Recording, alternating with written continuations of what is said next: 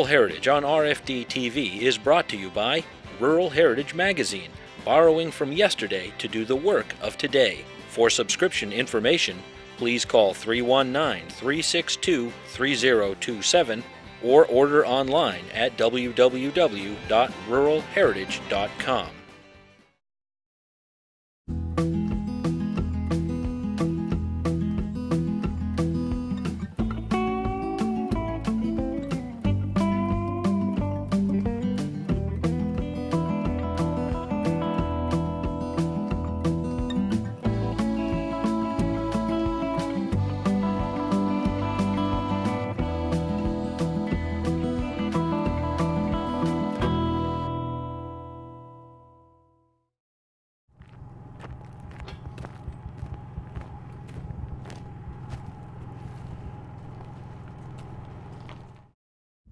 We started this project with the landowner had two basic goals. One is that he wanted to use material from his land to build his, he's going to build a timber frame barn, and he's going to build a small cabin actually right in the spot I'm standing here.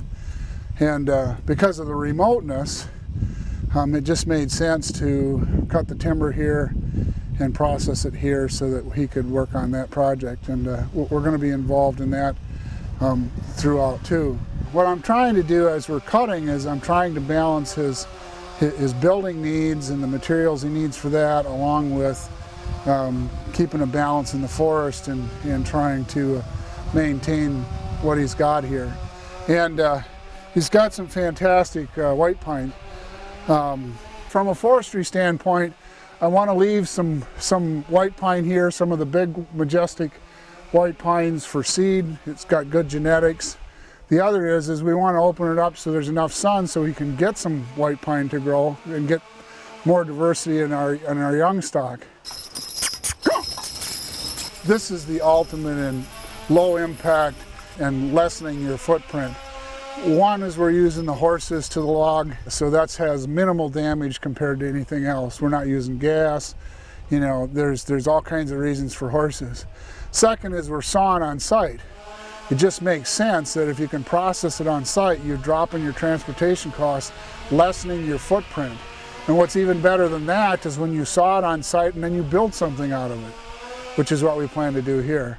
So this is about as efficient a use of materials as you're ever going to get right here.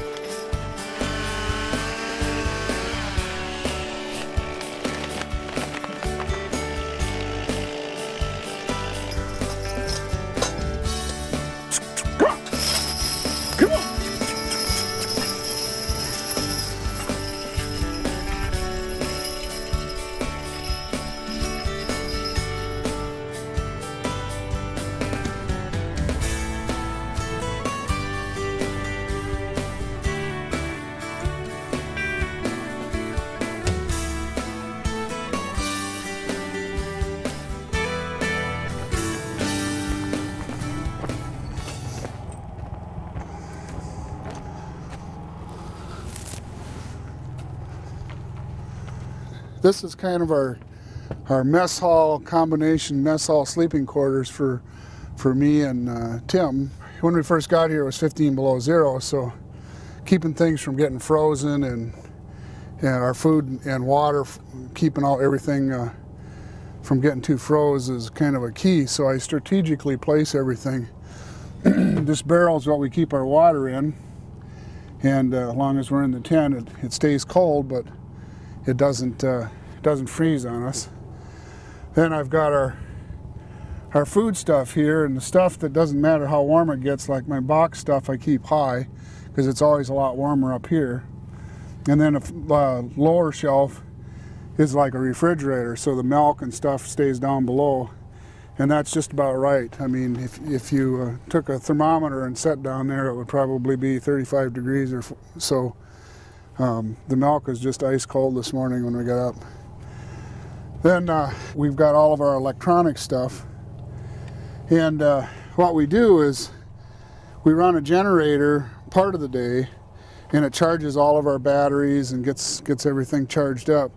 And then in the evening, when we're not running much except for maybe a light, we plug in our inverter and run off a battery, so we don't have to run the generator 24 hours a day. Of course, we've got to have our TV out here and live, you know, try and make life a little easier anyways. This is our tent stoves, and I absolutely love these. This is a company by the name of Four Dog Stoves makes these, and he's really got his head together when it comes to stoves. They're airtight, and you know, you can control this by opening and closing this to the point where if I put a thermometer on there and I want this at 400 or 300, I can actually tune it in just like a dial on an oven. Between the front intake air and your damper here, I can hold the heat down so that we're not losing it out the chimney, and I got enough oxygen in there to keep it going. That's soup for lunch. One thing you have to do is you have to plan ahead on your meals, because you'd be doing nothing all day but cooking if that's what you did. So a lot of times for lunch, make a big pot of soup, and we have soup and sandwiches for lunch maybe 3-4 days, and we're just reheating it from yesterday. Supper, I like to have something new every day. And then breakfast, we like to have a heavy breakfast, like this morning we had fried potatoes, onions, mushrooms, bologna cut up, and then scrambled eggs. And so the guys, you know, the guys burn about 6,000 calories a day when they're working, and if you don't feed them right, they don't work right either. So I like to make sure the food's plenty for them. One thing I found really handy here is this little fan, and it makes a huge difference in how the air circulates in the tent. It runs off of heat. The lower section is separated from the top, and there's a temperature difference between them, and then there's a plate in there, an electric plate that actually creates electricity because of the temperature difference, and that runs the motor that runs the fan. We set that on the stove, and it circulates the hot air throughout the tent, and so it's not 30 degrees on that side of the tent and 100 degrees on this side. It really makes a difference in how the tent it's basically like a house. I mean, you know, you regulate it. Once you get used to the stove and how to operate the stove and having that fan circulate the air, I'm just as comfortable in here as I am at home. We've got plywood here we put over the stove so we don't have any coals come out and start a fire in the carpet. But then we have carpet, and then down below that we've got concrete blankets. Concrete blankets are thermal blankets that they use to keep concrete from freezing. And then down below that, we've got plastic so that when we get to the point we're going to leave, my concrete blanket isn't froze to the ground. At nighttime, I walk around in my stocking feet, and it's actually warmer than my hardwood floors at home.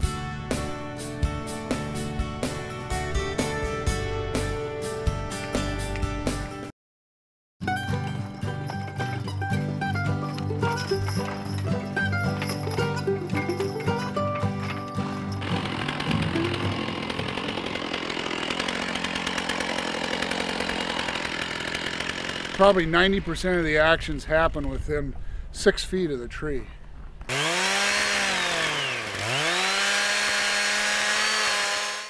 Yeah, and if it's not a chainsaw accident, it's what we call widowmakers, and that's where branches from above, as the tree starts to fall, branches break down, they come down and hit the guy in the head.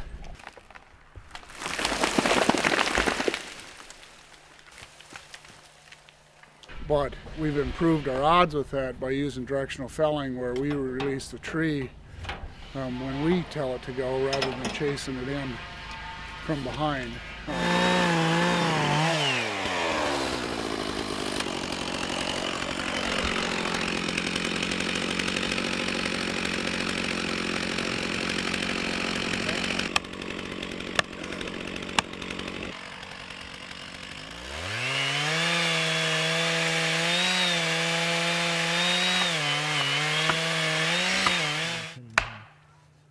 Going.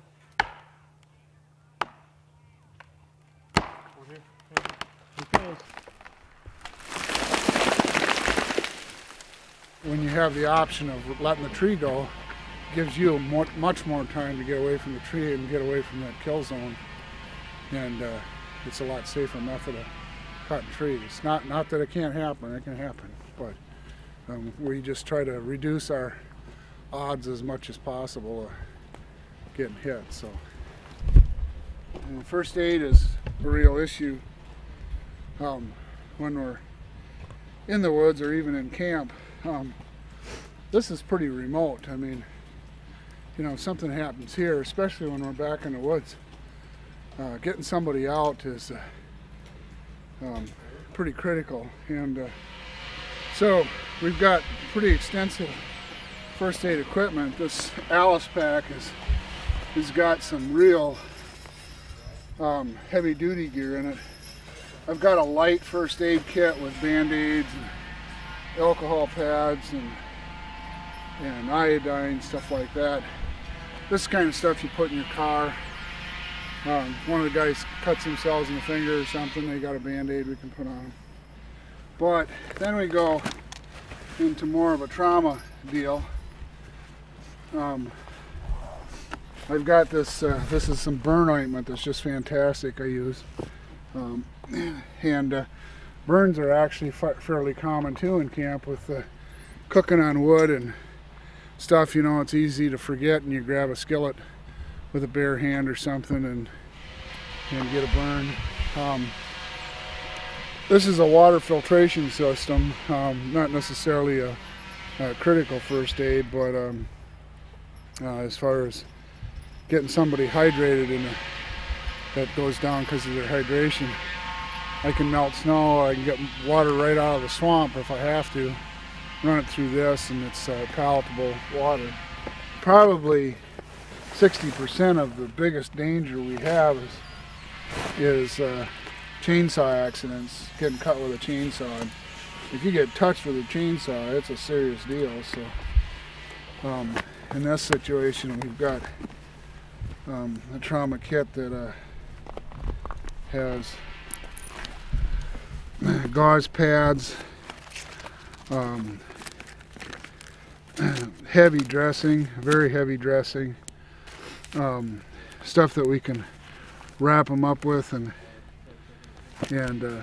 try and get the blood to stop bleeding.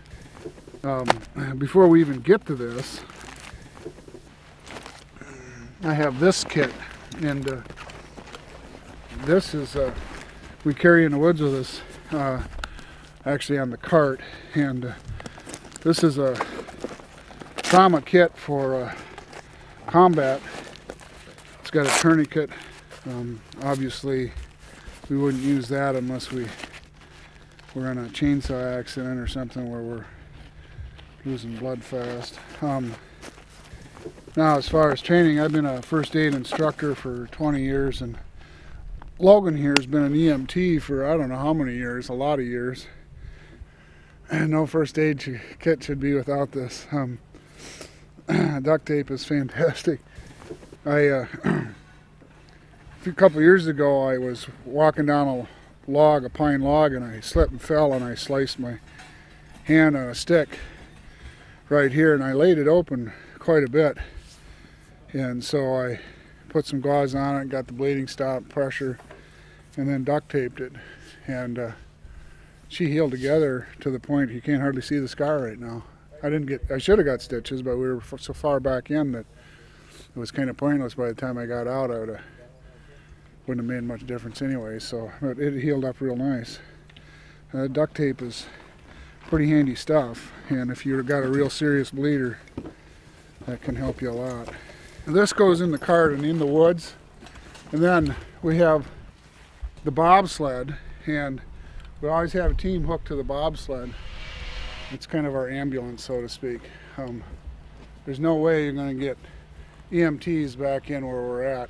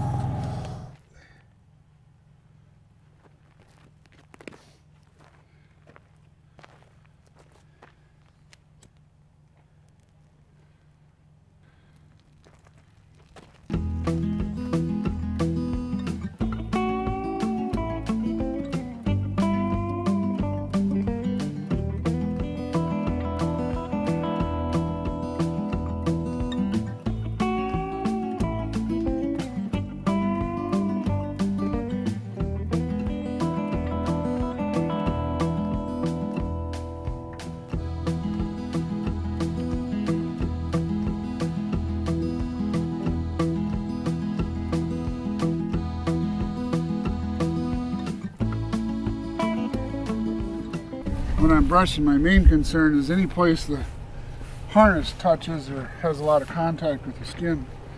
Like the belly band that goes underneath, I want to make sure there's no debris or dirt or anything across the chest where the belly band goes.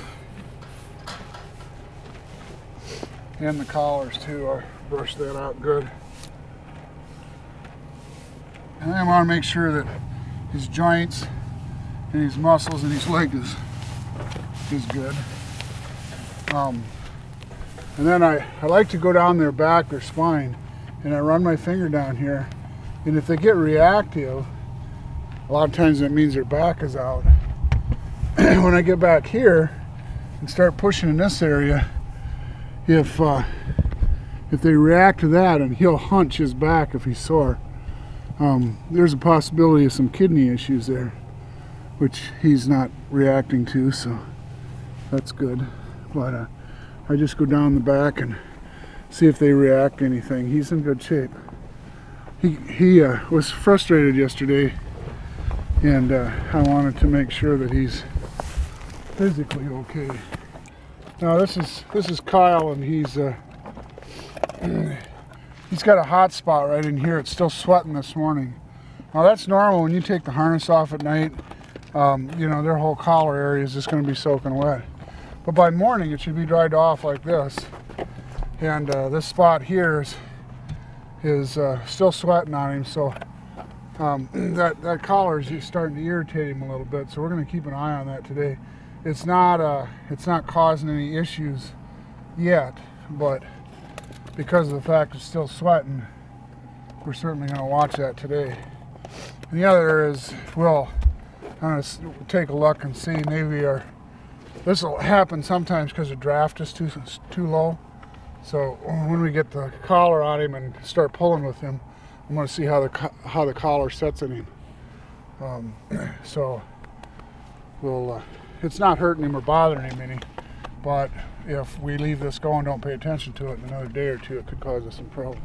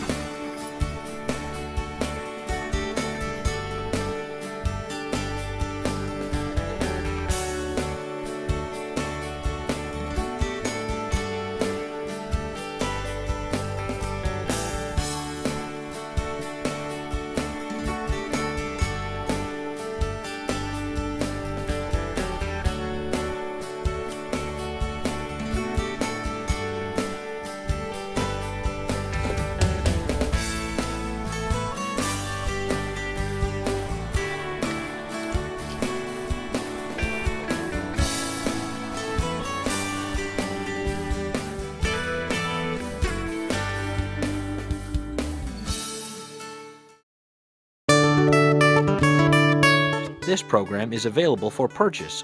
To order your copy, please call 319-362-3027 or visit www.ruralheritage.com. Rural Heritage is a bi-monthly magazine dedicated to draft animal farming and logging, as well as other aspects of our rich rural heritage. It is published by Mishka Press, which also offers a complete line of Back to the Land books, DVDs, and calendars. Call or write for a catalog or subscription information, or visit our website www.ruralheritage.com to shop online.